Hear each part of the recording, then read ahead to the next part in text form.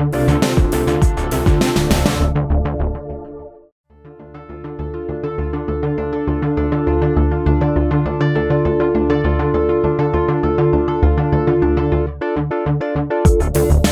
stumbles into music, batteries get miniaturized, and Motorola might finally build a phone to get excited about. That, plus all the news we can bring you outside an embargo on the 40th episode of the Pocketnow Weekly, the once-a-week podcast from Pocketnow.com where we discuss smartphones, tablets, and the state of mobile technology in 2013.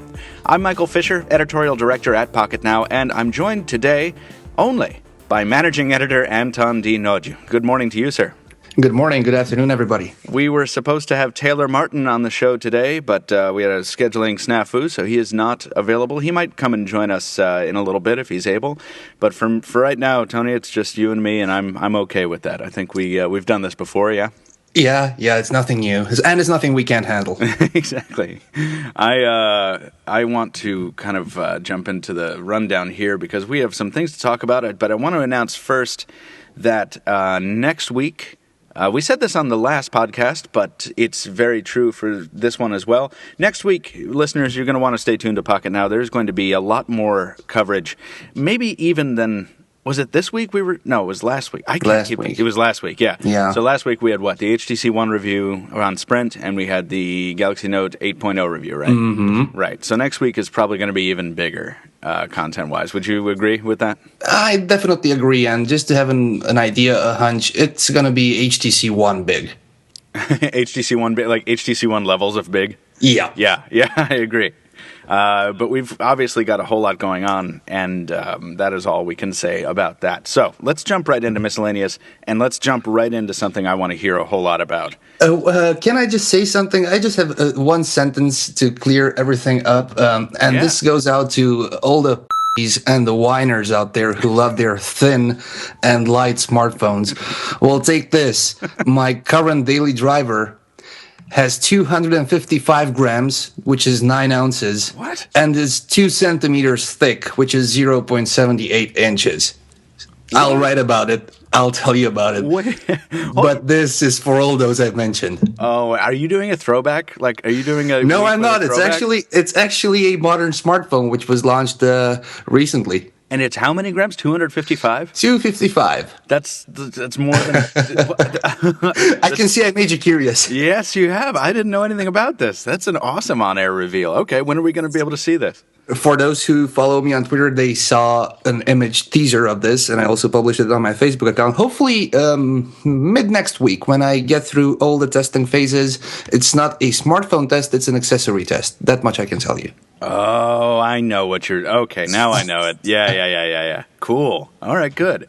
We'll be prepared for the onslaught of commenters who think that philosophy is wrong. And I'm sure I'm not going to be allowed to use this phone on an airplane. Yeah, no, definitely not. So I want to hear, though, Tony, about your expertise in another area, and that is software. First, I want to say that I am a little ashamed that I didn't know this was coming. I actually had no idea this was happening. Twitter Music is apparently a thing these days, listeners, and we have screenshots to prove it. Not that it's in contention, not that it's accuracy. What is it? I wish I could help you, but I have no idea what you're talking about. Not that its accuracy is disputed. I don't know. There's a C word that I'm missing. Right. But there is something called Twitter Music, and apparently this is a new music discovery application suite. Or tell us about it, Tony. I've read your article, and I still don't fully understand it. Not because of your article, but because I'm easily confused. I didn't understand it at the beginning either, so I had to try it out, and I'm still not having a 100% grasp of it. But the entire idea is this. You have the Twitter application, and now on iOS, namely on the iPhone, you have a Twitter Music application. Now, Android users will have a Twitter Music application too somewhere in the future. If you live in a couple of select countries, like the US, the UK, you can grab this application and, yeah, Tony, you don't live there. How do you got it? Well, I get it. And the idea is that if you follow artists on Twitter, or if you have friends who often post about their music, which they're listening to with the hashtag now playing, you can listen to that music in the Twitter Music application. And if you have a Spotify or RDO account, you can listen to the full tracks. Else, you can listen to iTunes previews of those songs. So, for instance, I'm following a particular artist. Once I go to his profile page, I can listen to music from that artist. I can see the artist he's following, and I can listen to those artists' tracks. Plus, if Fisher, for instance, is listening to his favorite artist, then he tweets about it. It appears in a special tab on my Twitter Music account application, and I can listen to that on the fly. So I'm sorry, can you clear this up again? The Twitter Music application is, in fact, a separate application? It is, in fact, a separate application, and it's a very beautiful one at least the one I'm using on iOS right now. It looks a lot like... the tiles on Windows Phone. Of course, the images are artist images, and once you click on one, it resizes to make it double size. And it has several tabs. The first one is a popular tab, which is new music trending on Twitter. The second one is emerging, hidden talent found in the tweets. The third one is suggested, artists you might like. And the fourth one is your actual hashtag now playing, where all the tracks from your friends or your artists that you follow appear. Okay, so it's essentially like Spotify's social media section, except it's built into a much broader network because it's Twitter. And even with Spotify, whenever you share a song to Twitter, it's using the same hashtag. So it's basically bridging the gaps between Spotify and Twitter. Right, which seems like it would be a very, very smart thing to do, because I'll be honest, I find Spotify's social media sub-environment interesting, but I never use it because there's not enough of my friends who are on it for me to care. That is true, but I bet you have a lot of followers on Twitter and a lot of people you follow who often post about probably interesting music, and this is a good thing if you're an audiophile. Right, and by the way, I want to say that I love how you have adopted the practice of taking screenshots while your favorite artists are playing. I love the Bon Jovi and Blake Shelton shout-outs here. Did you like that Blake Shelton specific now playing tweet, which is also in... Yes. So that's not going to work on this application. Right. No. Right. Wow. So that's Twitter Music. Now, it's only available, what did you say, in the UK, in the US, Canada, the UK, Ireland, Australia, and New Zealand? That is correct. So if you have an iTunes account, which is an account for those countries, you just have to search for Twitter #music. That's the name of the application, or just follow the link in the source of our article on Pocketnow. All right. I probably won't see it until I could run it on my iPad now, right? But I could not run it on something else. The iPad. Well, it will run the application, but you can also use the web version, which is HTTP and blah, blah, blah, music.twitter.com. Well, that's simple enough to remember. All right, maybe I'll give that a spin. I don't know. I don't have much time this week. I'll give it a go. It's just good to know that there's another. I am a little busy. Let's see. There's a new thing. Oh, speaking of people who are busy, I just got a little telltale blip sound in my ears. Taylor Martin is might patch him in. Let's see if we can do it. Can we? I'm not even giving him any warning. I'm just pressing the call button. Let's see if Taylor Martin is brave enough to pick up the call on an unsolicited call request. I don't think he even knows we're on the air. Listeners, the deal with Taylor is that he's been exceedingly busy, as you should know if you've been watching our YouTube channel and so forth. So we're not sure what kind of state he's going to be in when he comes on the podcast. Go ahead, Tony. Yeah, I agree with you. Yeah. Whatever you said. It doesn't look like Taylor's going to pick up. Maybe he's going to warm up his pipes a little bit before he picks up. I don't know. Let's fill in the gaps and move on. Yeah. So while we're waiting for Taylor Martin, let's see if we can talk a little bit about new technology here. Oh, wait a second. I still want to talk about new technology, but I hear different background noise now. I hear a man wailing on aluminum pipes. Is that you, Taylor? Oh, God. Taylor, before you drop any F-bombs or anything, I want to tell you that we are on the air, so welcome to the podcast.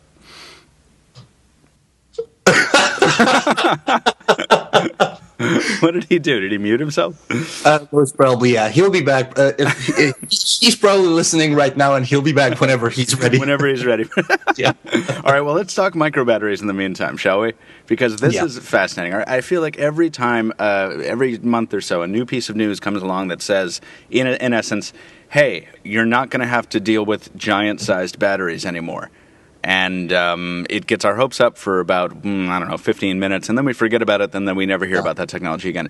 Is this another one of those, do you think, Tony? I'm hoping it's not, because everything looks just too good to be true. Mm-hmm. And it's not in a bad way. I mean, we're talking about batteries which are very, very small, like a couple of millimeters, and they are 2,000 times more powerful than regular batteries, and you could charge them in a couple of seconds. And yeah, that's what I'm saying. It's too good to be true.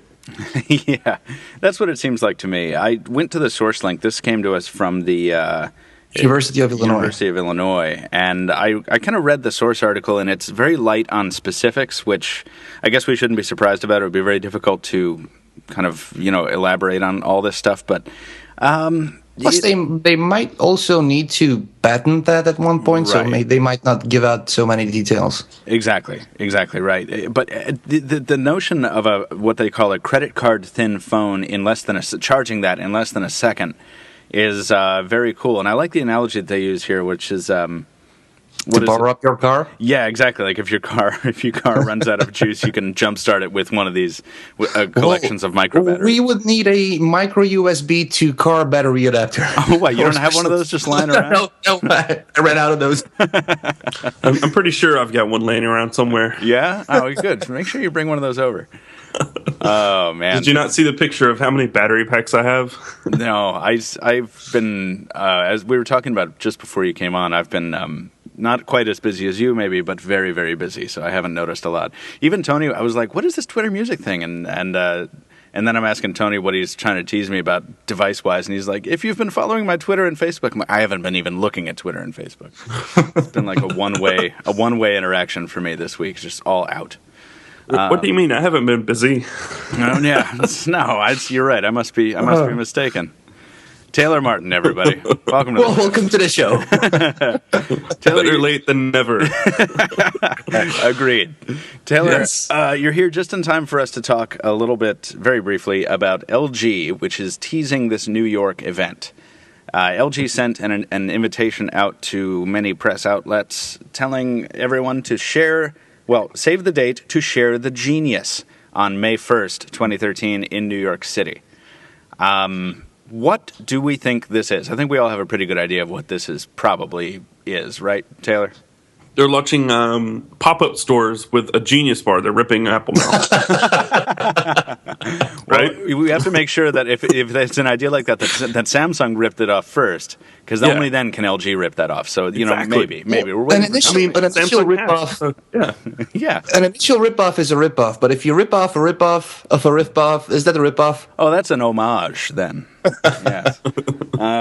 No, then you're just LG. I mean, that's the only company that does that, right? Sick burn. No. What do you think? Yeah, the Optimus G Pro. Yeah. Coming to the US. I'm not going to buy it unless it has a foot-long antenna coming out of the right corner, the top right corner. I was just going to say, if you get the US version, you're really going to miss that KU band antenna or whatever it is. No, my time with the Optimus G Pro was a little, I guess mixed would be the word to use, because it had only 3G here in the States, and I don't know, I'm kind of, I don't know what you would say, bitter towards phones, because the last 3, I think, that I reviewed were stuck on either Edge or 3G. Oh, God. So the in HTC the States, first, Tony, in the States, that's like a death sentence compared to what we've got here. Yeah, the HTC first, I got it last weekend. I did a speed test yesterday, and I got 56 down and 18 up. And the Optimus G Pro was getting, I don't know, 1 down. You had 56 down on the first? Yes, I did. Yes. On what LTE network? AT&T? Yeah. Wow. You sure that wasn't an error? Did you reproduce that? Yeah. I ran it 3 or 4 times. Wow. I haven't seen speeds like that since right after the 1X announcement last year. Look at him being skeptical about the power of AT&T. I know, right? Well, listen, I am not necessarily bitter, but maybe a little bit jaded, because I have been carrying a device for the past 2 or 3 days that is supposedly a 4G device. No, it definitely is. And Oh, the one with the 400 speed? yeah, the one that I posted about yesterday, where I was getting something just under 400 kilobits up or down, and I don't think up even worked. And then when it did, it got like 180. Yeah, Maybe that is it an error? Like, because I know the Nexus 4 does not run speed test whatsoever. No, it also, like, the reason I was running speed test was because I was somebody sent me a friend request on Facebook, and I was trying to find out who it was on the phone. And after about 45 seconds of it trying to load the Facebook page on 4G, I'm making huge air quotes right now, it wouldn't load the page. I was like, really? So that's when I tweeted an obscene remark with the screenshot, and that was a big hit. So, nice. Not going to name the device, not going to name the carrier. It's not the device's fault, it's the carrier. Blah, blah, blah, blah, blah, blah, blah, blah, blah. Let's talk. Are we excited about this LG Optimus G Pro? I am. I'm about the only one excited about the Optimus G Pro. I think you are. Well, Tony, I want to say that you are not the only one, because the Optimus G Pro being a successful device is the only thing that keeps my Worst Gadgets Ever Episode 3 from being a total hit piece against LG. Because I like every other time I'm like, the Optimus View sucks, but the Optimus G Pro is really cool. Like, that's the only way I could balance that episode. Well, yeah, it wouldn't be a worst gadget ever. It's a really nice device. I will say that. Good. The hardware is probably just the worst part of it, because it's Samsung plastic, but worse. You mean the design? Well, yeah, the design and build quality is what I mean when I say hardware. But yes, not the specs. Yeah. Yeah, it's like Samsung, but worse. Because, I mean, it is a Samsung ripoff. That's exactly what the Optimus G Pro is. LG had no qualms being completely open about that. And, you know, it's funny when you think about that. And, Tony, maybe you can offer some perspective here coming from a different cultural. But, like, many people have said that in cultures like, you know, the South Korean market, and maybe some other Asian cultures, that kind of behavior is not only acceptable, but it's commonplace. The competitors do that, and is it flattery? Yeah, right. I don't know. I'm not sure. In America, don't get me wrong. In the Western world, that happens too. It's just that the attitudes in the Western world are totally different. When you get caught at it, you're like, no, that's not. No, this is new. Whereas these companies in like LG more than once has kind of said, like, yeah, we determined got our inspiration from that. I don't know, Tony, does that bother you at all? Well, no, it doesn't bother me. And what bothers me is that we are calling out LG for ripping off the Samsung Galaxy Note 2 design, but I tend to disagree. I mean, the phones look alike, but how many ways are there to make a phone at that size? Mm-hmm. I mean, if we wouldn't have had so many LG phones in the past, which used the same guidelines with the home button and the capacitive buttons and the rounded corners, I'd say, okay, if this was the first one, then this is a ripoff. But just the same way Samsung has its design policy since the Galaxy S3, with its design being approximately the same, LG has also design policies and guidelines. And I think the Optimus G Pro is following LG's guidelines, which, sure, they are Samsung-ish, but just to an extent where you can ask how many ways are there to design a smartphone. So can I Taylor, are you going to make the same point I am? Or are you going to talk about the Optimus G? Yeah. Well, two things. The Optimus G, when you look at the Optimus G and then you look at the Optimus G Pro, the name scheme would, allude to the fact that they would be similar, but they're not. The Optimus G is very high end. It's made of glass. It's a luxurious device, and the Optimus G Pro is 100% plastic. But let's not forget the Optimus G is the non-Nexus version of the Nexus 4. Right. But my point, I'm getting to another point, I guess. And then you power it on, and literally every software feature is a direct copy of something Samsung did a year ago, 2 years ago. You've got your Q-Slide apps, which are basically your pop-up apps like pop-up browser, pop-up video. I don't know, all the others. Good show on VH1. Good show. But it's like, I wanted to think that they weren't copying Samsung. Like, I tried to look at it from that angle. And then it's just like, no, they absolutely are from every perspective, because how many other companies, how many other smartphones, Android smartphones, have a single physical home button and a capacitive and capacitive menu and back button? How many have the same exact button layout?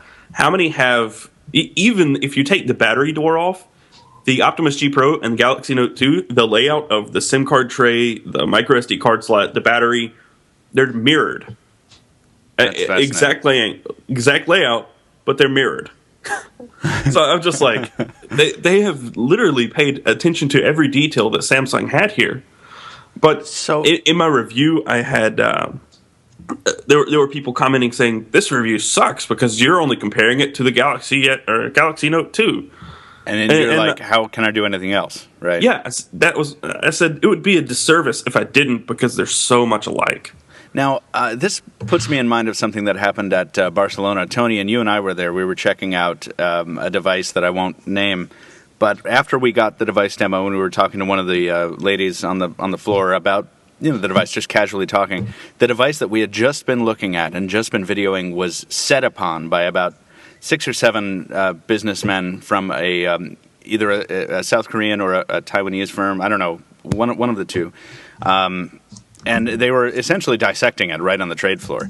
And Tony and I didn't really mention it. We just kind of looked over there like, oh, how about that? And then, but the woman was incensed because she says that she's been doing these shows for a number of years and it happens all the time.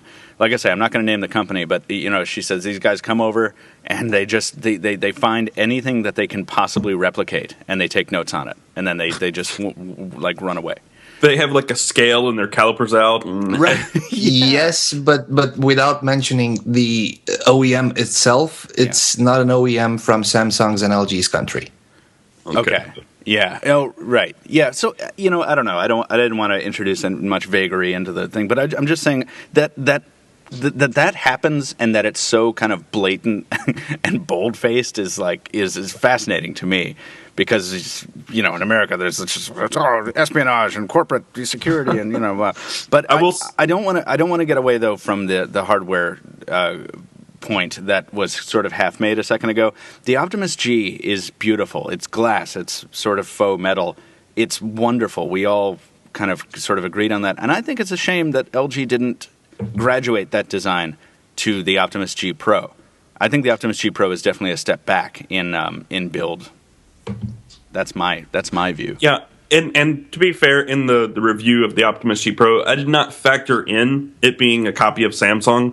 I viewed it subjectively and scored it appropriately.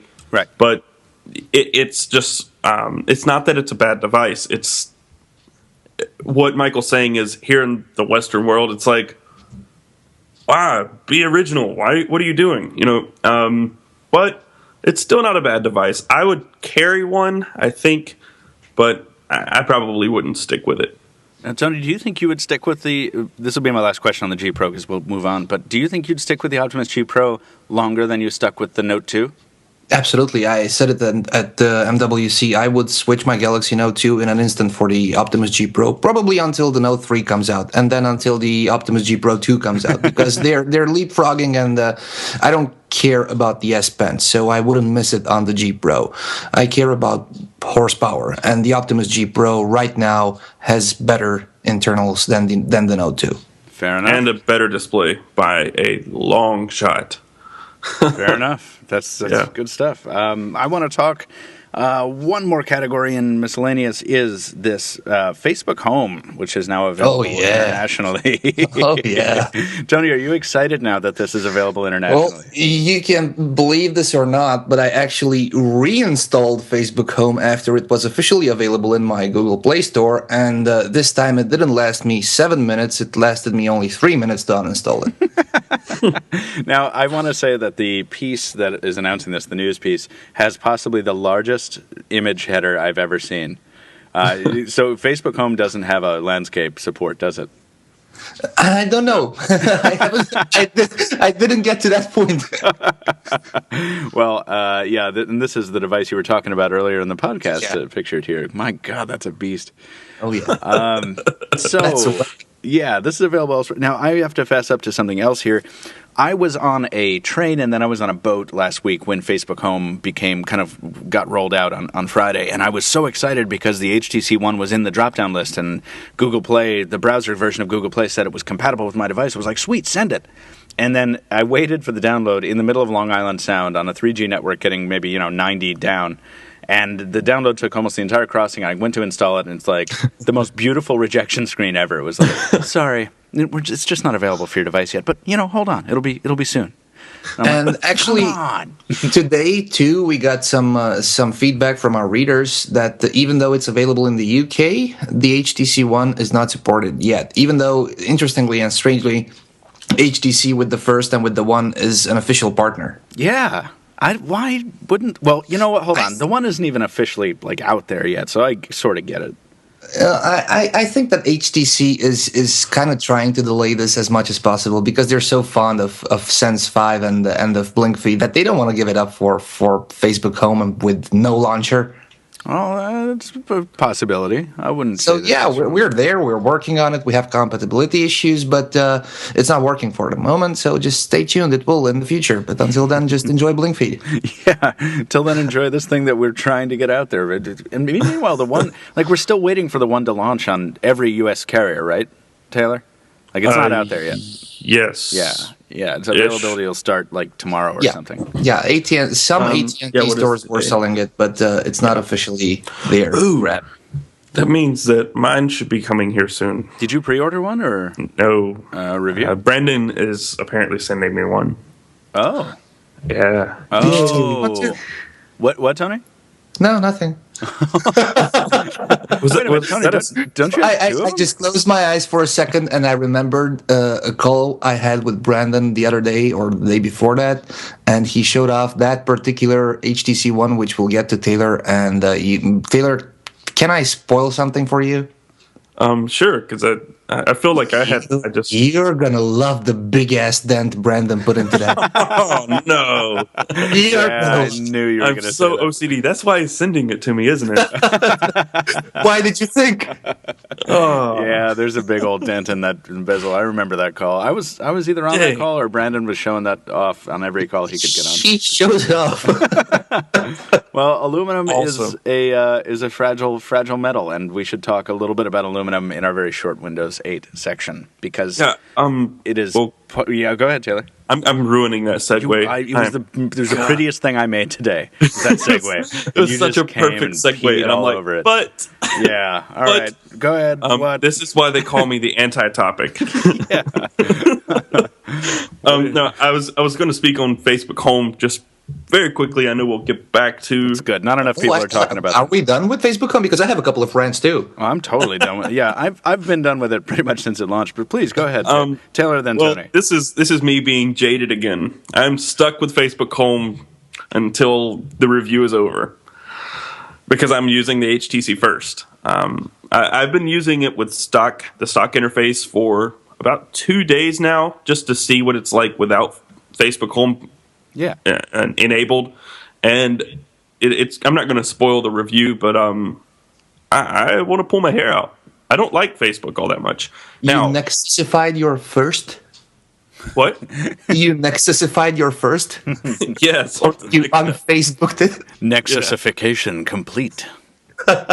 Yes, yes, I did, and I'm actually a fan of the device without Facebook Home enabled. It's surprising. I would actually continue to use the HTC first as a stock device. Why? What's the number one reason you would do that? Don't it's say LTE. What? Yeah. Don't say what? LTE. Don't say LTE, yeah. I'm sorry, but it's stock in LTE. And I've been using a Nexus 4 for I don't know how long now, and I'm stuck on HSBA Plus. And HSBA Plus on AT&T in this area is 3G. It's just 3G. I get 4 down maybe and half 1 up. I mean, it's just 0.5 up. It's not anything worth bragging about. But HTC, Facebook Home, I wrote an article yesterday, I think. All of my days run together. But I wrote an article yesterday, and actually Adam Dowd either did or was supposed to write one as well about how we would love to see Facebook Home applied to different things and chat heads applied to different services and applications. And yeah, I think he did write a piece on that. I know I did. I don't know if he wrote his. Yeah, I think his went live today or something like that. Okay, I haven't looked at the internet for some time now, but but my point is that I would love to see all of these things applied to different things, and I would actually use it. I would use Google Plus Home in a heartbeat. Oh my God, I would kill for that because I love Google Plus. I don't love Facebook because I don't really. Sorry, Facebook friends, I don't really love you. You know, we're Everybody friends go unfriend him. Yeah, I was just going to say. We're friends because we went to high school together, and we don't really talk ever. And I just skim your posts and ignore them. And if I could thumbs down most of them, I probably would. I'm just going to isolate this section of the podcast and like throw it onto YouTube and just drop the link right on your Facebook wall. It's like Yes. in which Taylor rags on all y'all. Listen to it. And Google Plus, I use it for really interesting things. I follow a lot of really techie people, and they share some really cool stuff. Yeah. It's just Guy Kawasaki, for example, is always on Google Plus and shares some of the most amazing, inspirational things. I would love that to be on my home screen. I told you about when I met him, right? No. Yeah, I met Guy Kawasaki at a Galaxy S3 launch event. We had dinner and together with a bunch of other people, and we actually sat right next to each other. And about halfway through the dinner, I'm like, "Now, who are you? How are you involved with this whole thing?" And he took one of those pauses that modest people take, and he was like, "I write a lot." Or something like that. And I was like, yes. And then I looked him up afterwards. And I'm like, well, I'm an idiot. I sat across from the Nokia president, USA president, and had no idea who he was. I was at a dinner. We carried on conversations and talked. It's better that way. Yeah, and I was like, who is this guy? And I Google searched him, and I'm like, oh, wow. It's great. Oh, my God. Yeah. Yeah. Tony, I want to hear your thoughts on Facebook Home, and then I want to move on a little bit. Okay, so first of all, Facebook Home is probably a perfect concept for those who live on Facebook. For your ex-girlfriend, for your sister, for your probably high school buddy who's very social, but it's not good at all for us geeks. And within this genre, it's not good for me because I currently have 10 friends on Facebook, out of which 6 are Pocketnow. So I'm not a huge Facebook fan because I constantly delete people from my Facebook if I am not in touch with them for a period of time. Say 1 month passes and I have no info or no contact with that person, he or she's out my Facebook. So I don't have content. Love it. It's all of us. It's Pocketnow. I don't really have content. I don't really have content, but the content which I get. So my biggest, main, huge dislike is this: images which are posted to Facebook are inflated on your lock screen. So say you have a picture which is a landscape picture, like most pictures. That picture is zoomed in so that it fills the entire height of your screen. Thus, zooming in, you see pixelated images, which just makes you wanna vomit. So that's my main biggest dislike. Until Facebook fixes this, I'm not using it. Yeah. Or I will probably not use that even after that, but still, this is my biggest concern and problem with Home now. That's very, very true. And I remember you mentioning that as one of your first pieces of feedback regarding it. And I feel like we've seen that before, or I have maybe on one of these screensavers I used to use on my touchpad or something like that, or maybe on Windows 8 where they put a lot of people-centric tiles up and a lot of user photos. And if it's a low-res thing that the device has to blow up to fill a certain size because of a graphical guideline, then it sucks because it's all pixelated. I feel you on that. It's not beautiful if people aren't taking every other picture with the DSLR. Yeah. But if you have a screen which is 720p, that means that it's 720p across and it's 1280 down. Yeah. So that means that the original image, if shot in landscape, has to be at least 1280 down by, who knows, 19 or 2000 watt. And Facebook currently doesn't even support, because even if you upload images that size, it will automatically resize them. So they're playing against themselves here. Yeah. No, I agree with you. I mean, yeah. Go ahead. A while back, they upped the resolution, but that doesn't Still make. not good enough. Yeah. That doesn't mean my friends are photographers, and even the ones that are photographers aren't really photographers. I shared a picture on Google Plus and Twitter the other day. A friend of mine posted a picture of our car. Somebody apparently dented it, and the picture was milky, and all you could really see was some garbled something in the background. You couldn't even tell it was a car. Like, I'll show you this picture later if you missed it, Michael and Tony. But it's, oh my gosh! I was just like, I can't get this off my screen fast enough. So, yeah, well, I'm glad that has passed me by for the moment. Yeah, but Adam and I talked about these different possible concepts for home, and I think it's going to be something that blows up, and it's going to be kind of a double-edged sword. It's going to be bittersweet because it might look awesome and it might be your favorite service, but it is ultimately, at the end of the day, all Facebook Home is, all the concept will ever be for anybody that ever copies it, is to serve ads directly to your home screen. Oh, yeah. That's exactly what it is. So it eliminates all barriers. You unlock your phone and ads, boom, in your face. And it's genius from a business standpoint. It is absolutely genius. I don't think people are looking at it that way. It is as close as you can get to being no barriers between ads and the end user. Well, it would be very interesting to see a subsidized model where your phone costs less because it has Facebook Home installed and it's not removable, like some of those cheaper Amazon Kindles that show ads when they're not being used. Yep. We'll see the future of that. Yeah. Go ahead, Taylor. I was just saying that Adam and I had just passed these ideas back and forth before he ever wrote this article. It was, I don't know, the day Facebook Home launched or before it even launched. We were talking about how, retailers might just jump on this. Amazon, for example, the Kindle interface is basically Facebook Home. It was Facebook Home before Facebook Home existed. But now, they might think, hey, we can put this on every Android device. There's so much potential.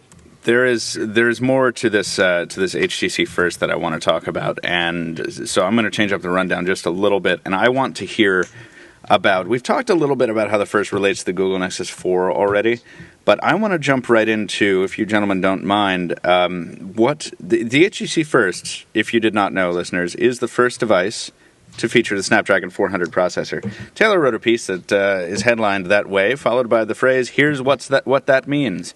What does that mean, Taylor?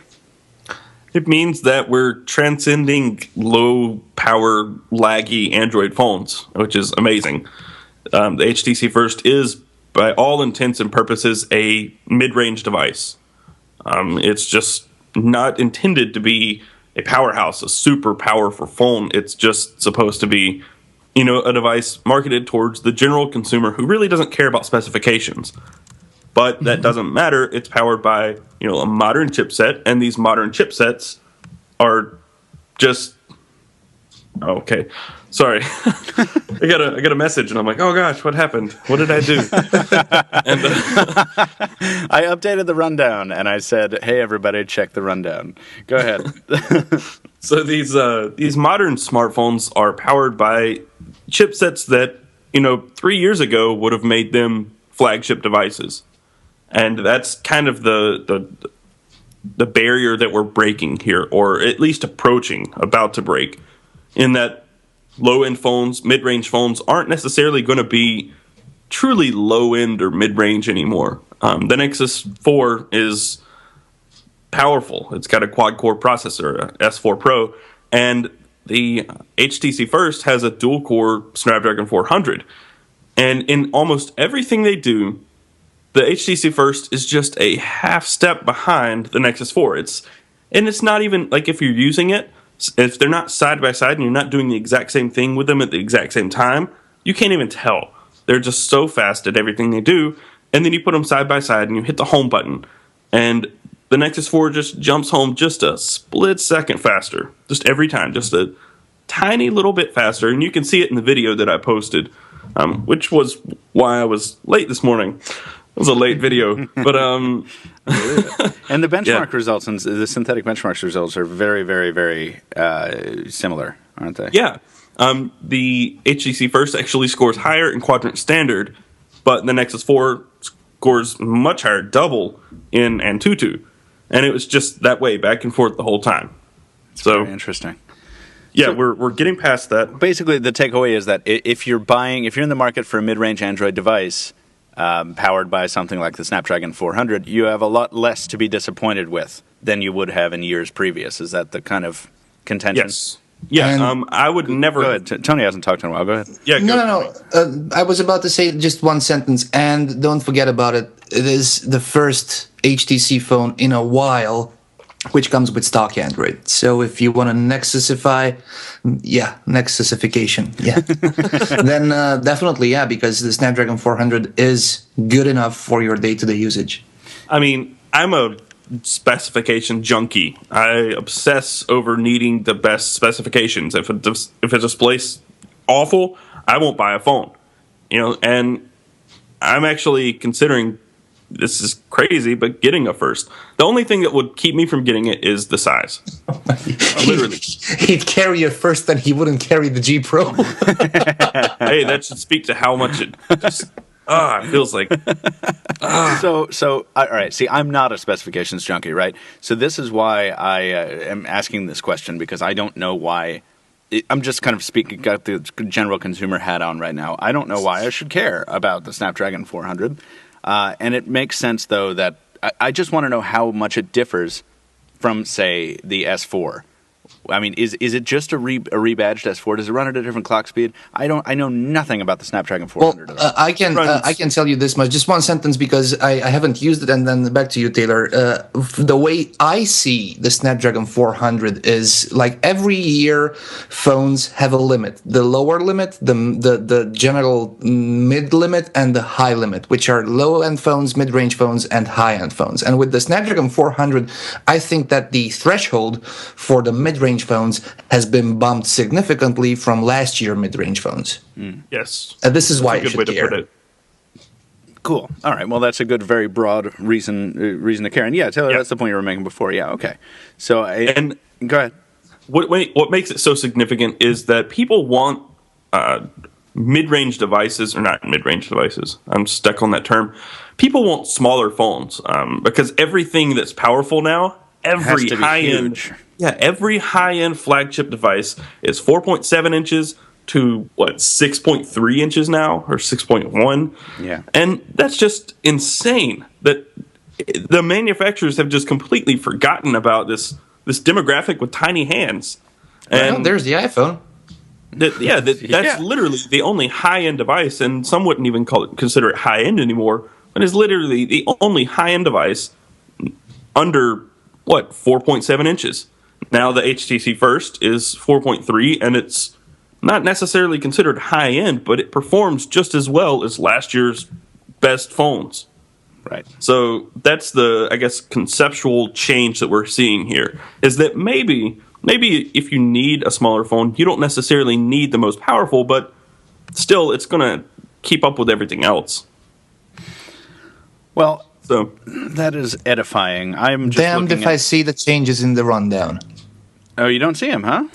No, but we'll get to them once you announce Oh, them. I'm sorry, man. You should change that up, because I was just going to talk, since you guys we were talking about small, mid-sized devices, not small devices. There's another one out of HTC called the 606W. This was a less elegant segue, but Taylor really took the wind out of my sails when he sat on me last time. wait. Yeah, no. The HTC 606W is either is or isn't the HTC M4 we heard about. It doesn't have all that much in common with it after an update to the article here. But what's exciting about this device is it is mid-range. I can't look at the screen size. There we go, 4.3 inch 720p display. So it's the same panel as in the HTC First. 4.5 inch QHD. 4.5? 4.3 720 is what I'm seeing. Oh, I see them both. So the database entry mentions 4.5-inch QHD, and then we've heard that the M4 would have a 4.3 and 720p. Okay, thank you, Tony. My eyes have a QHD filter. I don't see that anymore. Before you go ahead, I just want to jump in real quick and say that every segue is just going to be destroyed today. Yeah, no, go ahead, Tony. Everybody. You were going to make a segue again? No, I'm still in the middle of that one. I need to learn to do it faster. Go ahead. You were talking about mid-ranger the phones, the 606W as a mid-ranger, and it's interesting that we not only call dual-core phones mid-rangers now, but we even call quad-core phones mid-rangers. Yeah. And that's just completely crazy how technology is evolving. And I'm sorry, let's get back to your segue. It absolutely is. You're absolutely right. And I remember hearing the similar arguments about 3 years ago when I was listening to another podcast. I don't remember which one it was. They were talking about the new line of Snapdragons, or the Hummingbird back then, or something like that. Whatever was powering the first Evo from HTC. A 1 gigahertz. I think it was the first edition of the Snapdragon. I'm not sure, but the discussion was all about RAM and stuff like that. And this one, this HTC 606W, is only packing a gig of RAM, and the SoC runs at 1.2 gigahertz. So yeah, this is what puts it sort of like mid-range or whatever. But this could be another one that performs solidly at the upper end of the mid-range, doesn't have an oversized display, and features front-firing speakers. Yeah, BoomSound. Yes. Bringing HTC moving BoomSound into the lower echelons of its new lineup is a brilliant move. Hold on. It didn't take that much imagination, right? Okay, it's not brilliant. Like, you do this. If you come up with something this cool, you put it in all your phones. It doesn't take a stroke of genius to figure that out, but it's awesome all the same. And I have started seeing, in America, the first HTC One commercials roll out. And they feature BoomSound heavily. I don't know if we've done an article on this or not, but I just saw it several times this weekend, and it's really cool. It's sort of tongue in cheek, it's sort of funny, but it's still really serious, and it just basically makes the point that, like, hey, your phone has a backward firing speaker. That's stupid. This one doesn't, and here's the difference. It's awesome. Hey, Michael, promise you'll tell me whenever you see a HTC One commercial showing off the ultra pixel camera. I certainly will. I'll let you know the first time I see a skydiver. Are there any commercials being aired in Romania for the One, Tony? No, not even for the S4 yet, but it will come. Okay. We just now are getting the Lumia 920 ads. So, yeah, that's something we're going to talk about in a second, too. But it's exciting to see HTC moving BoomSound downrange.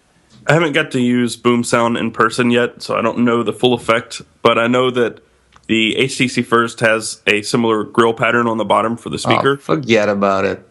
And it's no. I'm just saying, like, it's for a phone or a speaker on a phone so small, it's actually pretty powerful. So I'd like to see it. Is it on the side? Is it on the bottom edge, or is it on the back? Yeah, it's on the bottom edge. And what I was saying is I would love to see that. I want to hear the first or the one. God, phones are killing me. Guys, you are both phablet fans, Note 2 fans, right? Yes. Yeah. Would you say that the Note 2 had the most powerful speaker of last year and even of this year until the HTC One? Of smartphones, yeah. It was a pretty big speaker and pretty loud. I have recently switched the HTC One to the Galaxy Note 2 because I'm doing something with the Note 2, and I almost cried. I bumped up the volume to the maximum, and I was like, what? I can't hear a thing. Right. So, yeah, Taylor, forget about the First. Forget about any other phone in terms of speaker, BoomSound. Yeah, so for people who are going to go to the store and crank up the HTC One speakers and expect to have their hat blown off, it's not that. I think the thing that we have to emphasize is it's not just volume, because I've heard louder speakerphones than the HTC One. It was on every single Nextel handset ever produced, had a much louder speaker. It is the quality of the sound that comes out and the dimension that you can get because of the widely spaced speakers. It's just a very different, very, very high quality experience compared to other phones. The only reason I mentioned the First is because I was on speakerphone yesterday, and I had the phone I had my elbow sitting on the table, and the phone was pointed towards me. The speaker was pointed towards me, and I had my face kind of close to it, and I could feel the pressure from the speaker. The like, I could feel the wind. Yeah. HTC First with the subwoofer. Yeah, right. But no, I have the Nexus 10, which also has very, very large front-facing speakers. So yes. So you're going to be more difficult to impress. I am. I'm a stickler for everything. He's going to be impressed. Let's talk about Motorola before moving into Windows Phone. Is anybody excited about this? Speaking of things to get excited about, because a couple days ago, Motorola's design chief, one of them, shared details of the first Google-influenced phone out of Motorola. So we've been talking about this a couple times. We haven't talked about Motorola in weeks because there hasn't been anything to talk about except rumors about the X phone. And we don't know, the X phone might be a pre-Google design, but Motorola had so much backlog to work through as far as design goes.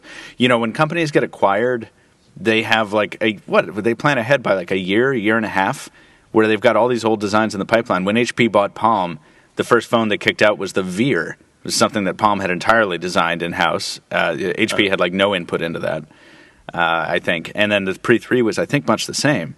So we didn't even get the touchpad. And it's right. Well, the touchpad, that was a different thing. I think that was an HP product. Well, they all had the same design.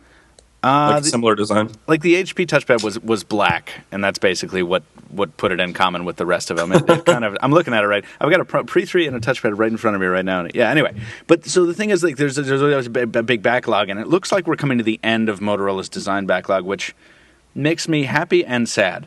I think the hardware on Motorola's devices has been really cool, except the newest round of Razr and Razr Max, which are kind of uninspired, but the first ones were beautiful. Yes. I really hope we don't lose the Kevlar and we don't lose the ruggedization and stuff like that. And Razr M wasn't bad as far as design. Absolutely. I loved that phone. I reviewed that phone and I really enjoyed it. That's another one that falls into that category of like 4.3-inch screen in a body not much bigger than the screen itself, and still delivers like reasonable performance. So I think that I think Motorola is kind of being undersold. I think a lot of us have been ignoring it recently because there hasn't been much to talk about. But I'm very excited about what we see from the Motorola Google partnership. It's a sleeping giant. Yes, and I'm really excited to see what they've got to bring forward. About every so often, I'll reach out to our contacts at Motorola. It's just like, hey, we're still here. We're still waiting. Just letting you know. When there's news, we want to get some hands-on time. I need to text our friend. I haven't talked to her since CES. You should text our friend. Yes, you should. Yes. What about you, Tony, over there? I want an overseas perspective. You have one shot in guessing my stance. Tony's like, so let me see. Hold on, wait. Let me do this. Let's see. Taylor and I are both excited about it. Tony, I'm going to walk out. I'm going to go out on a limb. Are you not excited about this? I couldn't care less. Is it the LG Optimus G Pro? No. It's a couple of reasons combined, and the first one is that Motorola is struggling with this part of Europe in which I happen to live in the same way, and we will talk about this. Nokia is struggling with the US market with the Lumias. Mm-hmm. We haven't seen that many Motorola phones being pushed. Sure, they're available, but they're always late and nobody buys them. This is number one. And number two, for a company as huge as Motorola with that much history, I can compare Motorola with Nokia because they're the same giants coming from the 80s, 70s, and even earlier. And now with an even bigger giant behind them, Google. So for them to take more than a year, close to 2 years to out finally a phone, that's unacceptable in my book. And even though the X will probably be, according to Motorola, everything we want, I just can't feel it yet, you know? I do. I understand where you're coming from, but I think what I'm remembering is during my time with the Razr M, during my time with the Atrix HD, this was last summer, and by the way, I'm really looking forward to summer again because every time I think of those phones, I think about like taking them to the beach because that's where I reviewed them basically, and God, it was great. Anyway, must be nice. It is. It is. I got to go to the mountains. But I think about what I said back then, and probably somebody can dig up an old podcast where we talked about this or something. But really, I want a Motorola-designed piece of hardware with its Kevlar, with its water-repellent nano coating, with its solid metal construction, running Google in pure hardware, not just pure Android, but something with an extra Google touch. Something like with a Nexus. Exactly. I want a Motorola Nexus device. That's exactly Now, two more things. Yeah. Right. You guys remember, ever since we known each other with Michael, even on the podcast and even privately, I continued saying, and I will continue on saying, that the next Nexus will not be a Motorola Nexus. And we even had, I think, a bet back last year about this. I think we did. The next Nexus will not be a Motorola Nexus. That's my opinion. And the second thing is that, just as I said with Microbatteries, it's too good to be true. I mean, all the teasers we've heard so far from Motorola are regarding the screen size. It's going to be just right. Regarding battery life, it will be just perfect. Regarding build quality, it's going to be the phone to die for. I mean, this is just too good to be true. And when you receive information like this, you become skeptical if you think like me. Well, you know, sheet, one line, one word, perfect. Awesome. Yeah. Just perfect. It's going to be the specs. I want to write that review someday where it's like specs/design. Perfect. Moving on. Software. Perfect. Software. Excellent. Camera. So amazing. Choice. Yeah. Well, we'll see. We'll see what happens there. I'm very excited to see what it is. And it is, Tony, I agree with you. I think there is a danger of overselling something. We look at what HTC did with the One. There was almost no buzz leading up to the One's release. They were just kind of quiet about everything. But it helped that everyone had stopped paying attention to them, sort of. Yeah. Except to lament on earnings day about how the company was doing poorly. But we'll see. Before you segue into Windows Phone, I'm going to kill that too. No, you're going to thank me for this. I promise. I promise you're going to thank me for this. There's an Android application that I found yesterday, thanks to my friend Dustin Early. He writes for Android ME, and it's called Rounder. ROUNDR. Oh, I know what this does. Yeah. Does it round off your phone? It renders your phone. It instantly renders your phone a polished river stone. No, we were talking about WebOS and Windows, or not Windows Phone, but HP and the touchpad and all this, and it made me think of Rounder. And one thing that has really made me love just the look of it is the rounded corners. I miss those from WebOS, and this application, that is all it does, is it rounds the corners of your display. It puts a little overlay on them, and it rounds the edges. And it is the most minuscule, tiny little thing that should be insignificant, and I fell in love yesterday. I installed it, and I'm like, oh my gosh, where has this been all my life? Yeah. I want to see a screenshot. I do. As we're speaking, I'm rebooting my touchpad into WebOS mode because you're getting me excited about rounded corners. Yeah, I had to stop you because it is Android, and you were about to start a segue, so I didn't want to jump in the middle. I was. Oh, I can do a segue too. What? Wait, Tony. Yeah, that's okay. Tony's segue killer was good. Yeah, this was in the rundown. So Tony just sent me a message indicating that something should be in the rundown that wasn't, and it is.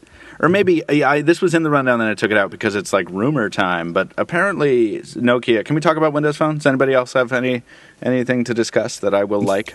But Finally, shall not pass. He who crosses the bridge of death. This is a rumor out of Nokia. Let's talk about it real quick. Tony, why don't you take point on this? Well, Financial Times has published a report, because it's currently a report and a rumor stage, according to which Microsoft is planning on releasing a phablet this year to compete with the Samsung Galaxy Note. I could not care less. What I do care about is that we finally have information, or at least rumors, about the Nokia EOS, the real PureView Lumia, and apparently and allegedly it could land as early as July. So this is what I'm excited about. And this is what I was about to say, that I couldn't care less about the X phone, but I do care about the real PureView Lumia. Right. Now this is something Such a unicorn. That could be cared about. It really is, isn't it? Yeah, this is the modern day like iPhone 1. Preview post. All right, so I got the new rundown in with a new link in it. So here's the thing. I want to talk about the phablet thing very briefly. A phablet with Windows Phone 8 alternately makes no sense / makes a ton of sense. It makes no sense to me because the tiles in Windows Phone do not lend themselves to a larger layout. I don't necessarily think that more tiles is the answer to make Windows Phone more useful. But on the flip side, on a Windows 8 tablet or a Windows 8 machine, that's exactly what you do. You put tiles on a larger canvas. And depending on what your feelings are on that, that's either the most useful thing ever or just horrible. I have been waffling between the two in my time with the NVX2 and the Surface RT, and I am just so irritated with Windows in general that I can't talk about it. It's so amazing to me how Windows 8 and Windows Phone can look so similar, yet be so completely different. And I know that maybe that's the way you interact with them is so different. So completely different, right? And one's a desktop OS and one's a phone OS, but in a time where these two different kind of philosophies are supposed to be merging, and when Microsoft is visually making strides at making them look similar, they just couldn't be more different. And this is what people mean when they say that UI and UX are totally different things. Absolutely. Thank you. Yep. That's a much more succinct way of saying it. I cannot tell you how disappointed I am every time I use a Windows 8 machine. I keep trying to learn it, and every time I learn how to make it do something, it learns how to do three more things that annoy me. And it's like I don't know what it is. It's like herding cats or something. If you like the Metro UI and you use Windows Phone 8 and you switch over to a Windows 8 device, like a tablet, like a Pro tablet, or even a computer, you'll begin to slowly hate Metro UI. Right. Yeah, it does. Right. Yeah. And meanwhile, I love my Windows Phone. I will say it again. Anyway, that's a whole other discussion, and I'm sure that we'll have it when something notable happens in Windows 8 land that we cover. But let's get an app. Yeah, yeah. That's the one thing that just really kills Windows Phone for me is there's so many apps I need, namely Google support. Google Talk on anything but Android is so bad. Even on iOS, it's just not great. That is, yeah, and I've written about that problem before, and of course the solution then is to ditch Google. What are you doing on Google? Go to Outlook.com. Exactly. Shut up. That's what I said at that point. No, if you're a Google services fan, you stick with Google platform. If you are a Windows, Microsoft, Exchange, Live account fan, you stick with Windows Phone. And if you're a Me.com fan, stick with iOS. Don't make it interracial. Do not tweet this.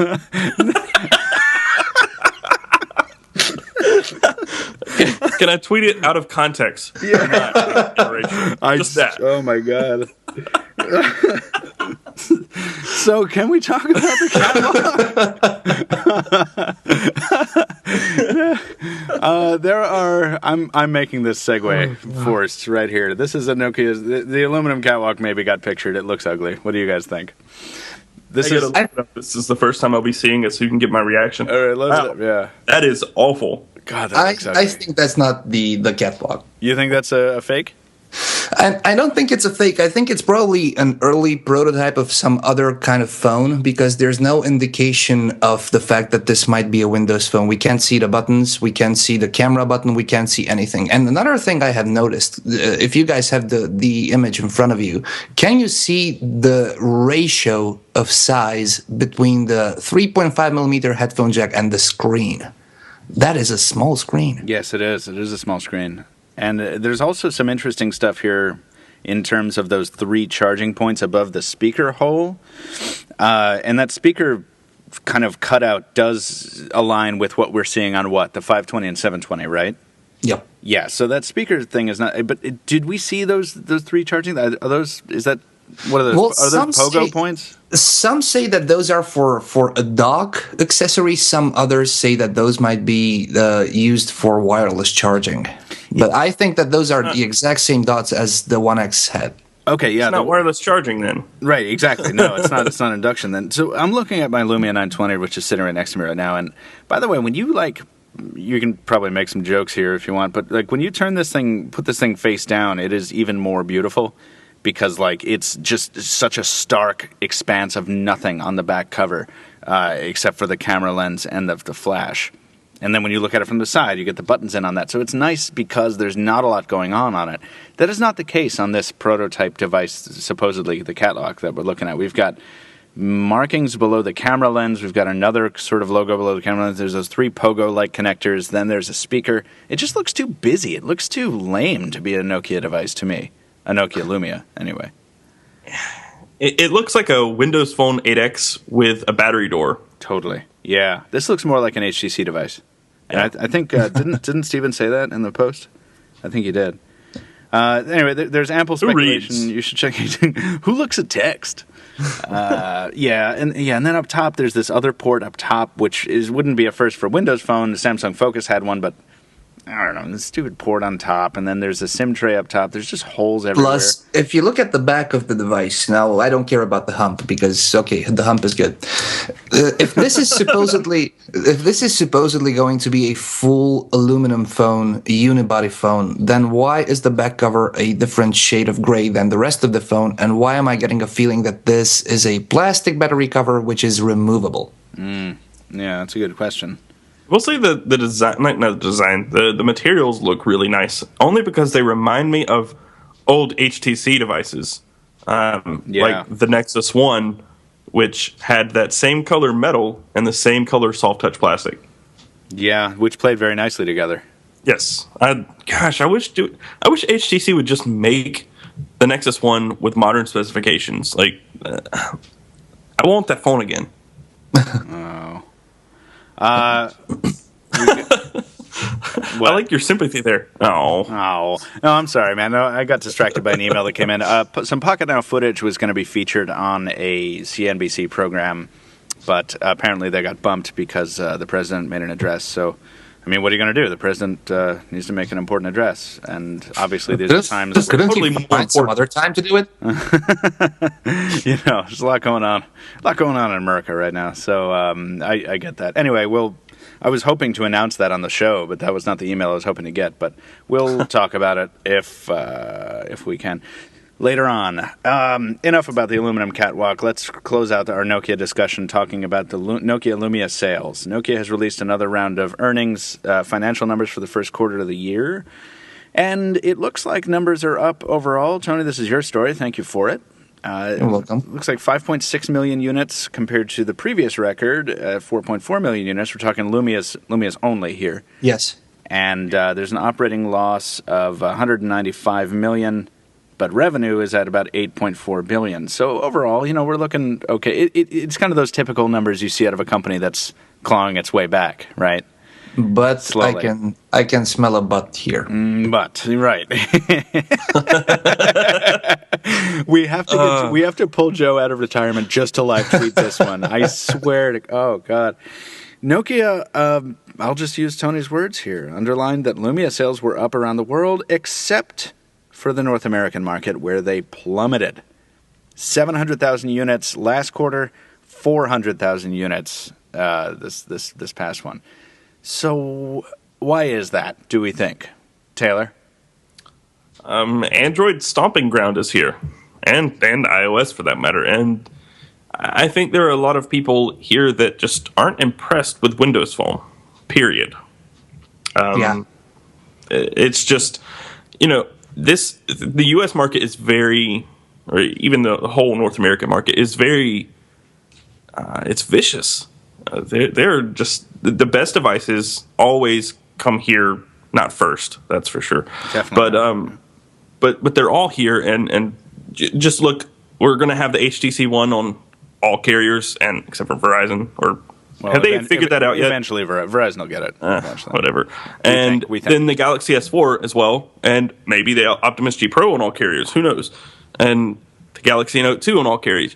Every carrier has a really high-end device, several high-end devices, and they're not pushing Windows Phone. They're just not doing it. And that's where it starts, at least here in the U.S., because without a carrier pushing it, it's not ever going to get sold. Now, I have a question for you, Taylor. Do you think they're not pushing Windows Phone because of their reasons, and hence potential owners just don't have the opportunity to buy it? Or it's the other way around. They're not featuring Windows Phones and pushing them because there's no demand? It's both. It's a catch-22. Yeah. They're not in high demand, so they're not going to push them. And they're not going to push them because they're not in high demand. We don't like this. I used to work in wireless retail, and this was right around. I don't know if we had Windows phones when I was there. I don't think we did. But it doesn't matter because we had Blackberries and we had Android phones. This was back in 2008 and 2009 when Android was first coming around and when WebOS was first coming out. And people would come in, they're like, hey, look at this new WebOS phone. We should check this out. Or, hey, this Android phone, this looks awesome. We should get this. And then some of my colleagues would be like, no, you should totally get the iPhone.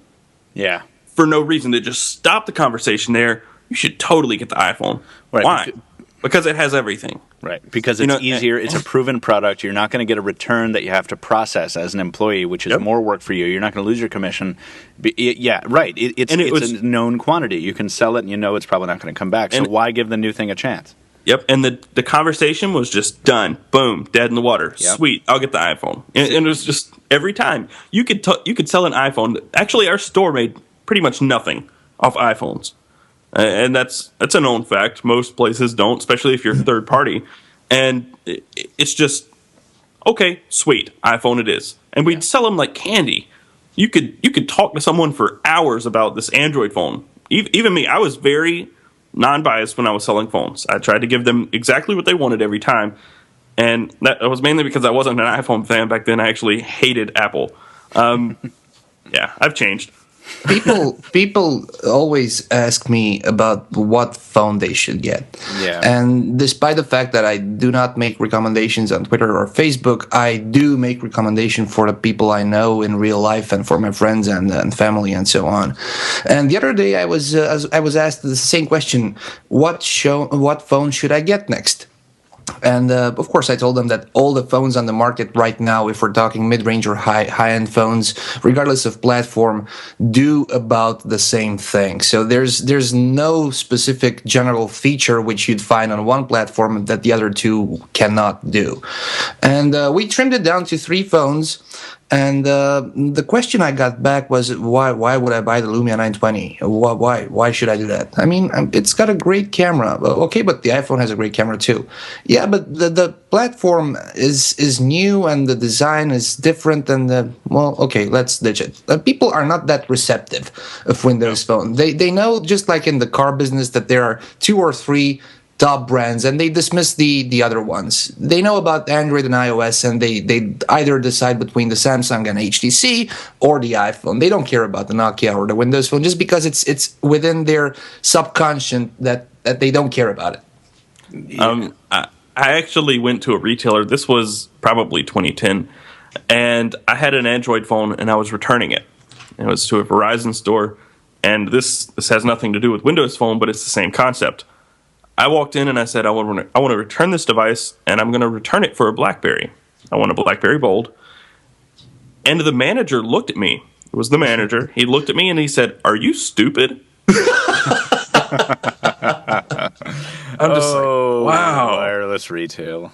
I was like, wow. Did you seriously just ask me if I'm stupid? The guy's like, yes, I did. Why would you ever want to return this phone for a BlackBerry? And it just so happened that I was doing kind of what you were doing yesterday, Michael. I was reviewing, and I had about 5 or 6 phones on me. Yeah. And I pulled them out of my pocket, and I said, "Here." This is why, you bastard. Yeah, I'm like, if I'm stupid because I've got 5 Android phones in one pocket, and I want a BlackBerry device now, sure, whatever. Sure, whatever you want, buddy. Yeah, I walked in the door and said, "I want to return this device for a BlackBerry." Are you stupid?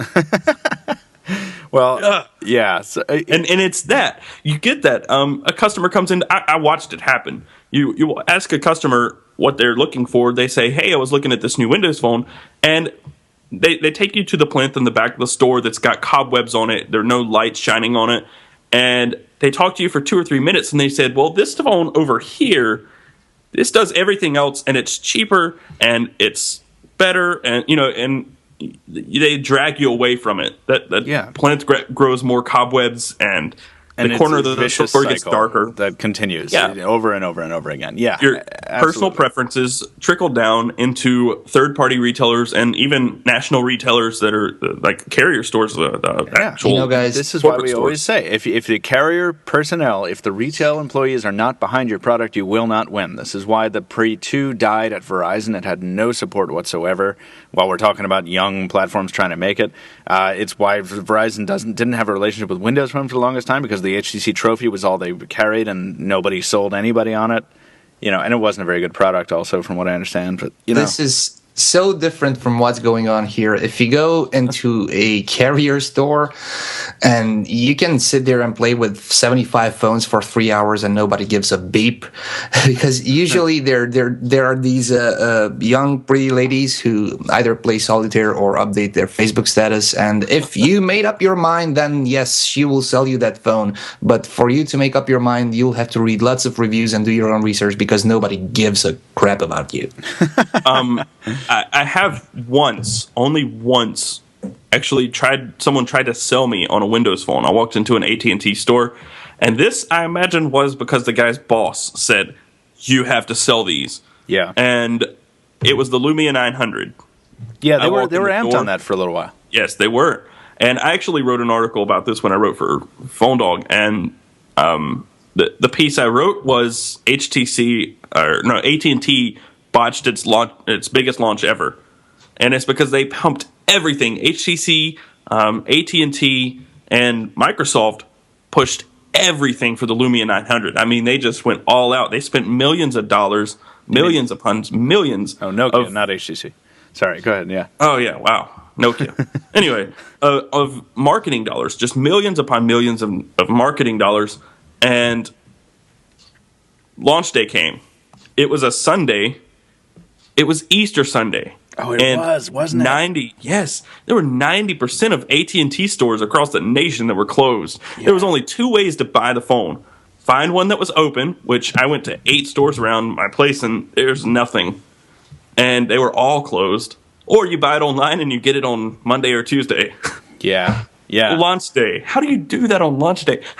Hey, we should launch this on Easter Sunday. How does that not get vetoed at some level, right? Yeah. And so if you don't have carrier support, it's not going to work in North America. And I think that's kind of the point where we're making it. But it's funny. I think maybe carriers get the idea that because they're offering these devices for sale, that they are supporting the platform. But like you said a couple minutes ago, Taylor, finding them in some dusty back corner of the store, or even right up front next to the window, like a lot of Windows phones at AT&T stores are nowadays, it doesn't matter if the salespeople are not going to give it a fair shake. And this is a problem that is kind of endemic to retail overall. There's a lot of apathy, and I'm from wireless retail as well, so I remember some of this. And you get really, really good apples in retail, but they tend to be few and far between. So, yep. I think that's a big contributing factor. But also, I want to say that there has been no Windows Phone advertisement here that is focused on Lumia devices. Yes, I see Windows Phone ads, but I see more of them from Microsoft advertising the entire Windows Phone ecosystem, not focusing on a Lumia device. It's like, meet Gwen. She's a busy former ska musician, but she's got time for her clothing line design and blah, blah, blah. And it's like, oh, shut up, But she's got a Windows Phone 8X, I think. Or maybe she even has a Lumia. I can't remember what device she has because it's not emphasized. The platform is. The Lumia brand name here doesn't really exist. I remember a couple months ago when the 920 was launching, there was a little bit of buzz. As a matter of fact, family friend who's a stockholder in Nokia saw me with the 920. She's like, "Is that the Lumia? Is that what's going to save my stock?" And I was like, "Yeah, well, I'm glad you know about it. Let's talk about it." But since then, nobody knows what this thing is. Yep, and that's Nokia's problem: is they push something, they push something, they push something, and then it's out, and they're like, "Oh, it's out." So we'll stop. Just a final thought on this exact vein. I agree with you. I don't think, or I think that Nokia doesn't push the Lumia brand enough in the US. And if I take a look right now at the numbers and I turn into an analyst, which I hate so much, there's a difference of 1.2 million Lumias since Q4 2012 and Q1 2013. And this is mostly because Nokia Lumia devices are now available in China, which is the largest smartphone market on the planet. So I'm not saying that Europe, the UK, France, Italy is not growing, but not at that pace. So the difference is most probably emerging markets, and that's what Nokia is focusing on. Yeah, and I think part of what I guess Windows Phone started with, its whole mantra to begin with, is what kind of killed the platform before it began. To save us from ourselves, and we didn't want saving. You know, that's the problem is that it wanted to save us from staring at our phones, and now they're backtracking and saying, hey, this is fun, it'll still save you, but there's also stuff that'll keep you interested. The whole point of the platform was to not be interesting. Like, that's an interesting perspective. Yeah, that's how I take that is, oh, my phone's good enough for me to use it and then put it back in my pocket. But now you're talking about having all these games and everything else, so you're backtracking on your original drive. Like premise.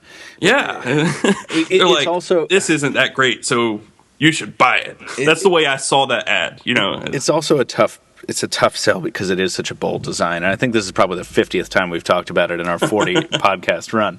But it's very tough to push a bold design on somebody. It's very tough to go in a bold new direction. And I don't know. We'll see. That's a Windows Phone general discussion point. I really hope we have more to talk about with Windows Phone, because as we move forward, and I keep doing comparison videos like I do, I keep getting really hot new Android devices in and comparing them against, okay, this is the hot new Android device on carrier A. I'm comparing it against the flagship Android device on carrier B, carrier C, comparing it maybe against an iOS device, and comparing it against the top-tier Windows Phone. Oh, look, it's the Lumia 920. I must have compared 8 devices with the Lumia 920 at this point, and it's not... I don't know that it's aging terribly gracefully. Yeah. Particularly when all the new phones are bringing in such amazing new features, and Windows Phone is just kind of growing very, very slowly. Well, the two main features of the 900 and the 920, or not the 900, the 920, was wireless charging and optical image stabilization. Well, that was it. Well, I would say low light performance trumps the optical image stabilization. Well, one without the other is not possible. Yeah, I lump those together because the whole reason the low light works is because of the optimal image stabilization. Okay, yeah. I mean, shutter speed and right. OIS. But the problem is that other phones are operating better or performing better in low light somewhat. But the wireless charging was the other big gambit, and so many phones have wireless charging now. The iPhone, I can't even remember where it came up, but I said that it can perform almost as well as the Lumia 920 in low light. And I don't remember. Hold on. What? I said this, and there are some I guess limitations, but I said this in an article. I don't remember, or maybe the comments, but I just got totally flamed for it. Everybody just went off on me. They're like, "Are you crazy? What are you on?" The whole point of the Lumia 920's low light performance is changing the shutter speed and the stabilization. Now, you don't have the stabilization on the iPhone, but there are so many applications out there that allow you to change the shutter speed. I've taken low light pictures, and they look just as good as Lumia 920 in the dark. I took a picture. I took a picture in my I took a picture in my office with no light, none. All that was coming in was through the blinds from a street lamp down the road, and I took a picture and it looked half decent. I can actually dig that picture up. All right, we're gonna have to look at those side by side. But here's the thing. Here's the critical thing. On the Lumia 920. That feature does not require you to download an app. It doesn't require you to take any extra steps. It just you just point your camera at something in the dark and shoot it, and it looks beautiful. You don't have to. That is compelling. Hold your arm up against the wall and right. So hold your breath. Yeah. Conclusion. That's the only really, I guess, differentiating feature. Yeah, is the camera now, and it's not great in most other situations. I want to desperately draw this conclusion. I know. You're not getting away without it. So, the Lumia 920, the HTC One, and the 808 PureView with a tripod kills every phone in terms of low light performance. Full stop. Yeah. All right. You know what? I'm not even going to dispute it. I like your conclusion. Hey, since we're going there, so does we're not Micro going Four Thirds anywhere camera. else. We're not going anywhere else. Oh my God, we're at 90 minutes. And are you surprised? No, of course not. Of course not. Michael, last night, can I borrow you for exactly 1 hour? Exactly 1 hour. That's what I said. That's what I promised, right? Yeah. Yeah. No, I know. Well, you know what's so funny? I don't even have the time today. This is ridiculous. So let's Well, he joined late anyway, so he's going to be 1 hour or so. right. People are slamming the door right underneath me. All right. Speaking of iOS, speaking of the iPhone, the next iPhone might pack a 12-megapixel camera with, what do you know, better low-light performance and HDR video. Okay, I have to admit to something, and I'm sorry if this reduces my legitimacy in some people's eyes. I haven't had time yet to use any HDR video. I haven't used it on the HTC One. I haven't used it on any device. I know it's apparently a big deal. You've used it. I used it on the Xperia Z. It wasn't really that great on the Xperia Z. Okay. I mean, you could take an HDR video and you could take a normal video and have, your whites blowing out and your really dark scenes. Okay, so you have a scene with really dark and really bright areas, right?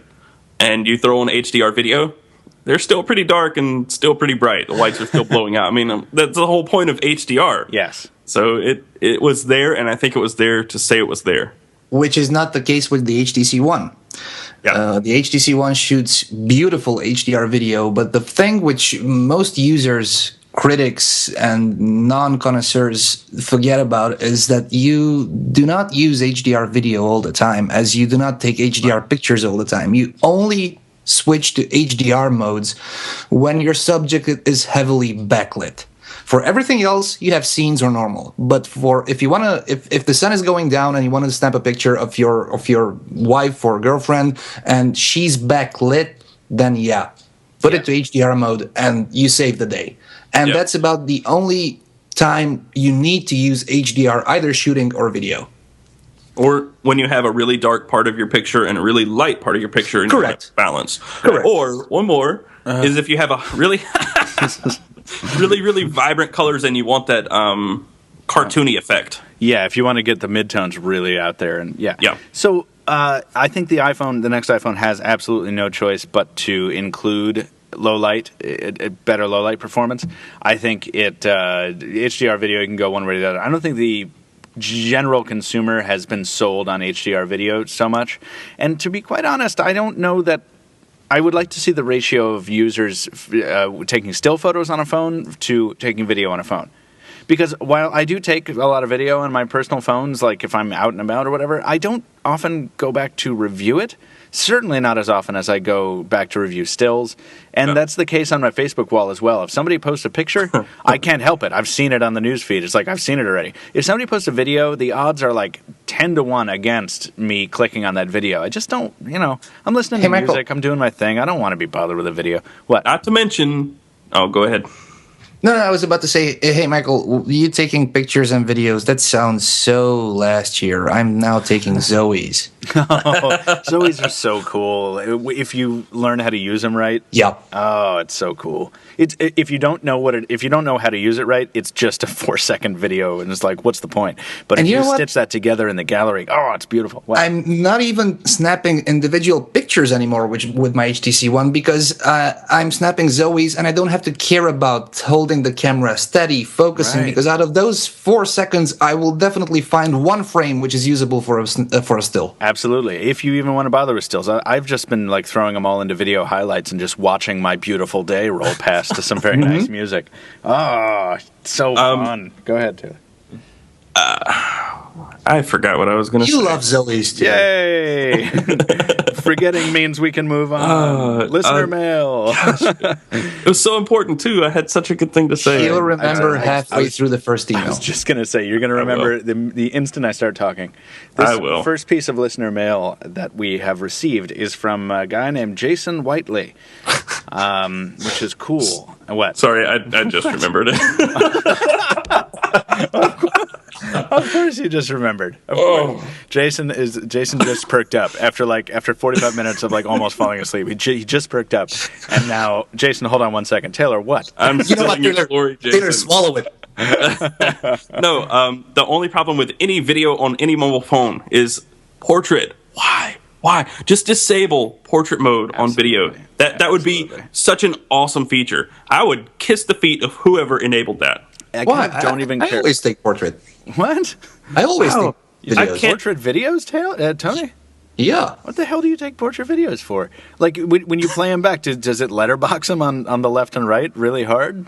Yeah. No, I mean, just take a look at this. For instance, if you are in Barcelona and you want to snap a video of the Sagrada Familia, which is so tall, I mean, you have to pan like 3 or 4 or 5 times in landscape to take it. But if you're in portrait mode, then chances are you'll get the entire thing in a frame. Yeah, but nobody's going to want to watch it. Portrait stills are awesome. Portrait stills are great. But portrait video? No. Yeah. Have you ever watched one on YouTube? I can't. Like, if the thumbnail shows me it's a portrait video, I'm not going to watch it probably. Exactly. Oh, really, Exactly. Tony? Well, that's fascinating. See, I didn't know you took. I've never seen a portrait video that you've taken, Tony. Maybe I'm going to spam you with some. I was going to say maybe you take some Here's what beautiful you ones. should do. If you need to take a portrait video, stand back. Rotate your phone 90 degrees and then take it. Right. And when we get into video taking philosophy here, right? Everything is landscape. The whole entire internet is landscape. Now, everything. If you have like a Surface RT, you can watch a portrait video pretty well. You just rotate it. Just don't get your thumb on the home button. Tony, please send me one of your portrait videos because I got to see your point. I will. Do we want to talk about Jason Whiteley's email? Because I do. Yes. Sorry, Jason. My personal apology. Sorry. I had to get that out. That was important. It was Somebody's important. calling me. Hey guys, says Jason, I heard you talking about the mass removal of apps from the Google Play Store, and what I would like to see is the removal of those apps from phones at the same time. Using the same process Google uses to notify you of updates, why can't it also notify you this app has been removed because it's dangerous or contains malware, etc.? So we're now going to remove these apps from your device. Do any other app stores currently do this? I've only ever used Google. Love the show, Jason from Australia. Jason, thank you for writing in. They have the capability. Fascinating question, right? Yeah. So I know they have the capability. They can yank a phone or an app from your phone without you ever knowing. This is the thing. Haven't I heard about this before? Haven't I heard about this like over the last couple of years, guys, about Google or another application house removing an app forcibly from a phone? I feel like that's been discussed before. Yep. Well, Google all the time does it whenever they remove malware, and I've myself covered at least 24 articles on this. Yeah. The thing is that I'm not familiar with this removing of application story, so I'm just going to answer the second question. No, I haven't seen that happen on iOS or Windows Phone because there's no malware on iOS and Windows Phone. Isn't there? No, not that I know of, not that I've heard of. Okay. No, but Android or Google does have a remote application removal feature that they announced in 2010. Yes. Taylor just sent us a link to this on the Android developers blog. Oh, I'm not going to read this. It's too long. TLDR. Remote application Story of my removal life. feature is one of the many security controls Android possesses to help protect users from malicious applications. Right. So yes, it's entirely possible. I think that's cool. I think that's a good thing overall. It's nice to be able to reach into somebody's phone and remove a piece of malware. That is a public service, we could call it. It is also a very dangerous region to get into, though, if the vendor, or in this case, if Google starts exercising it in terms of protecting copyright or other things that are not a danger to your device.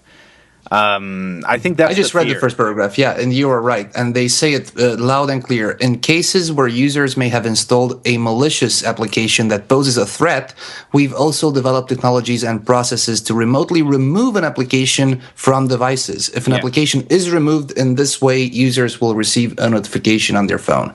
Right, which is very so they smart. use it very sparingly. And I think that if they continue to use it sparingly, that's a very good idea.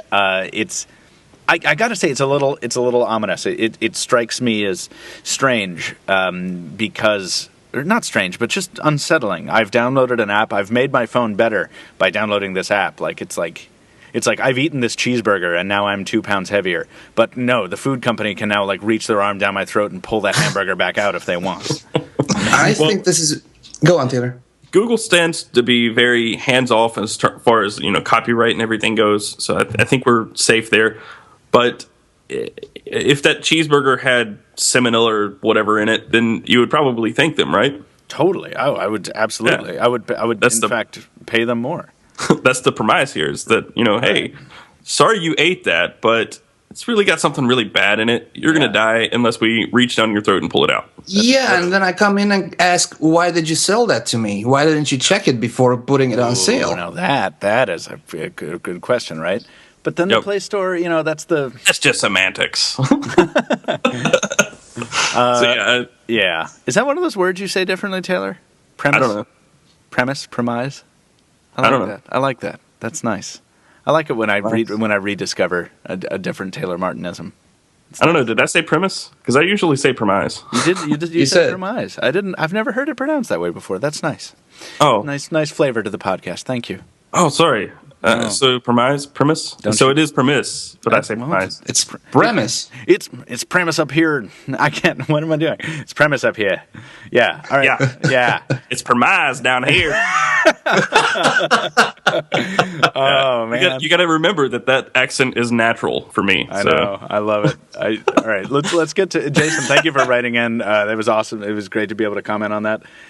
Here's something that I have significantly less expertise in, and it's our last piece of listener mail. It's going to close out the show. Oh, I have less too. You do too? Yeah. So nobody knows anything about this, but that's why I picked it, because it's a fascinating piece of mail I've never thought about before. From Aaron Linson. Hi, Pocketnow team. My name is Aaron. I'm a blind iPhone iPad user. I recently purchased a Nexus 7 to play around with Android accessibility. And what I like Android for Google Now, Aaron, I'm just going to summarize this. It's a little bit of a long email. Aaron likes Google Now and the auto-updating apps and stuff, but apparently in Android there's a lot of unlabeled buttons in apps, and in iOS that's not the case. But most importantly, with iOS devices, Aaron can hook up a Braille display, which is apparently a 32-cell one line of Braille that, when paired to an iOS device, provides the information read by VoiceOver to be displayed in Braille on the display. I never knew this existed. This is me talking now. I never knew this sort of thing existed, but I suppose I should have. I stumbled across a guy on YouTube a few weeks ago who is a blind user. He's a blind iPhone user. And it absolutely blew my mind. He could navigate everything. No Braille display. He used the accessibility that just reads the display to you. VoiceOver, right? Yeah. And oh my gosh, he just flew through everything. He's just like YouTube video play, and he's flying through his phone almost as fast as I can. And I'm just like, this is amazing. Apparently Android, has support for that, but in Aaron's case, his device isn't supported, and he doesn't feel comfortable rooting his Nexus 7. iPhone's the champion on that, yeah. Right. So that's interesting. So Aaron is obviously looking at Android. He's saying, Google I/O is coming. Obviously, WWDC is around the corner. What would be the best phone to get? This is always the toughest question with his contract up in September, and he leans toward Android one day and then iOS the next, and it's so tough when you're comparing different platforms. But my vote is but he's got a specific need here. Right. There's a very specific point here, and if one platform does accessibility better, to make you use the device without frustration and with efficiency, I would have to say stick with that platform. He also has a MacBook Pro and a second-gen iPad, so... Yeah, right. So that's a no-brainer. Got some Stay within that ecosystem. In that ecosystem, exactly. Which is a shame, because I usually advocate for platform jumpers. I'm like, absolutely, go. You want to go try something out? Go try something else out. But at this point, maybe it sounds like a recipe for frustration because of Android's nature as a much larger and more diverse ecosystem. There's going to be stuff that doesn't support the accessibility options you need, Aaron. Now, these are three guys who've never really dealt with this question before, I think. And so seek other opinions, too. We're not necessarily the end-all experts here. What I can tell you is that I've heard that Apple is doing a great job with accessibility options and features on iOS. And I just remembered seeing at one point a video on YouTube. So if you can look this up and, listen to it, it's called Extreme Confidence iGenius. It's a 3-minute video in which, at one point, Stevie Wonder is talking about his experience with the iPhone, and I just found it fascinating at that point. And to give you my answer, definitely stick with iOS at least for a 1-year cycle until Google brings the accessibility options up to par with iOS.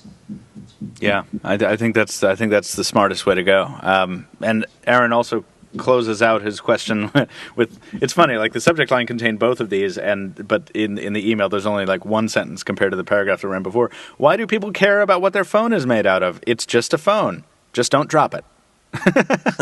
It's good advice, Aaron. I think we do spend a lot of time talking about the materials that phones are constructed of, but that's because, if we didn't, I feel like these phones could be rightly considered just identical rectangles from different manufacturers.